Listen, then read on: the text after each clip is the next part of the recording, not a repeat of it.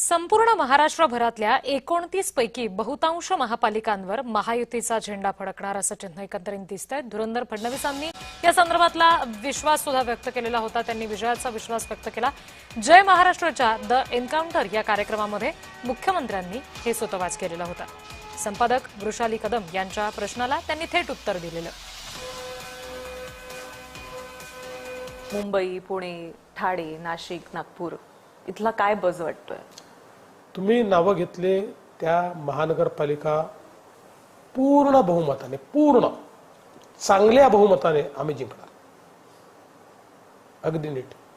29 पैकी किती? मला असं वाटतं की साधारणपणे 26 ते 27 महानगरपालिकांमध्ये महायुतीच्या 3 पक्षांपैकी एका पक्षाचा महापौर बसावा।